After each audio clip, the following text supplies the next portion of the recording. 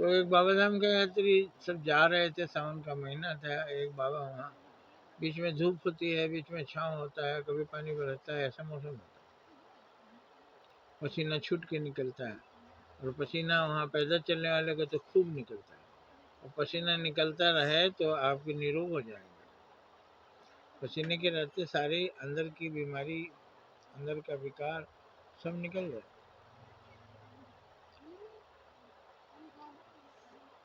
तो एक जगह एक बूढ़ा आदमी प्या बैठा था, बुलाता था, भैया थोड़ा पानी पिला दीजिए, हम मर जाएंगे, बहुत प्यास लगी हुई है। सब यात्री आगे बढ़ जा रहे थे, बाबा को चढ़ाने ले जा रहे हैं, इधर आपके पीने के लिए नहीं है। लेकिन एक पीछे थका हारा धीरे धीरे आ रहा था, उसको भी उसने बाबा ने यही कहा, बूढ़े बाबा बोला, बाबा मैं आपको थोड़ा पानी पिला दे रहा हूँ, बाबा को जल चढ़ाना है, थोड़ा आप पी लीजिए। उसको पिलाता है, वो अभी नहीं, मर जाऊंगा भैया क्या करके पूरा पानी पी गया बूढ़ा बाबा। अब पूरा पानी पी गया तो वो सोचा कि अब क्या लेके जाए, चलो जो एक आध बूंद होगा वही चढ़ा देंगे, अब पीछे तो लौट कर नहीं जाएंगे। शिव की ओर चले हैं तो पीछे लौटना नहीं है, चला गया। वहाँ उसे आभास हुआ जैसे भगवान शिव बाबा धाम मंदिर के ऊपर खड़े होकर हमारा इंतजार कर रहे हैं, आओ बेटा मैं तुम्हारी प्रतीक्षा कर रहा था, इसी से आ गए बाबा, आपकी कृपा से यहाँ तक पहुँच गए। क्योंकि उनकी कृपा नहीं होगी तो आप वहाँ तक पहुँच नहीं पाएंगे। वहाँ तक पहुँच जाए, पूरी ज़िंदगी बीत जाए, सुख से कट जाए, कर्तव्यों का पालन होते होते, तो ये ईश्वर की कृपा ही मान जाए। ले गया, खाली लोटा चढ़ाया, एक आध बूंद जो होगा बाबा ले लीजिए, और देखा उस लोटे से अजस्त्र धारा निकली। अब क्या लोटे से जल की धारा निकली? नहीं निकली। लेकिन उसको होते होते ज्ञान हुआ, चाहे किसी बाबा से पूछा, क्या करें हम जल चढ़ाने? जाओ बेटा, तुमने तो सही माने में तुम्ही ने जल चढ़ाया, प्यासे को पानी पिलाया और शिव जी को प्राप्त हो गया। जो लोग शिव जी स्वयं वहाँ पानी मांग रहे थे, जिन लोगों ने नहीं दिया उनकी यात्रा अधूरी है। उन्होंने समझा नहीं, जीवन में बहुत से भूखे प्यासे दुखी परेशान लोग मिलेंगे, उनकी परेशानी आप दूर करते हुए अपनी अपनी यात्रा पूरी कीजिए, ये उत्तम यात्रा होगी। बहुत से लोग अपने से मतलब अपना सुख काट रहे हैं, अगल बगल में कोई रो रहा है, रास्ते में कोई एक्सीडेंट किया पड़ा है, मतलब नहीं।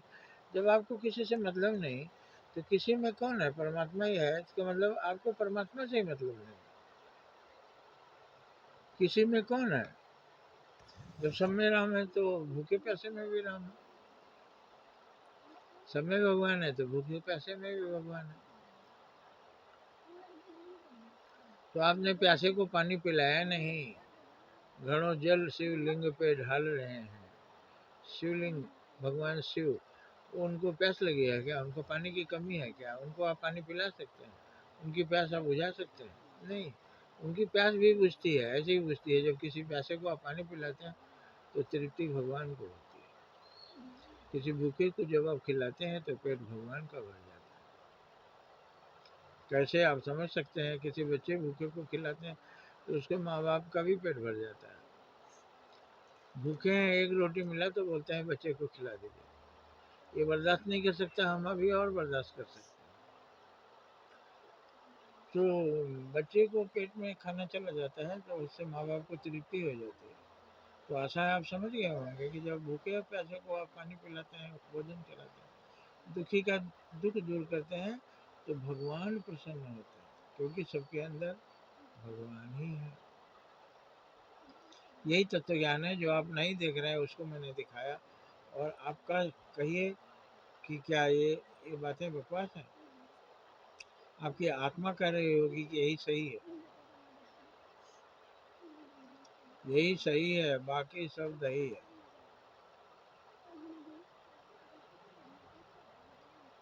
ठीक है, सत्य जो है वो राम नाम सत्य है, तो राम नाम ही सही है, बाकी सब दही है। अच्छा, आप समझ गए होंगे, तत्व ज्ञान से आपको समझ में आता है कि बहुत सी परंपराएं इस तरह बनाई गई हैं कि अलग अलग आदमी को कितना समझाया जाए। तो परंपरा के अंदर लाखों लोग एक ही बार में शिक्षा प्राप्त कर लेते हैं। बाबा धाम की यात्रा वही है, तीर्थों की यात्रा वही है, प्रभुओं की यात्रा वही है, लाखों लोगों को एक साथ सिखा देना। जय हिंद, जय भारत।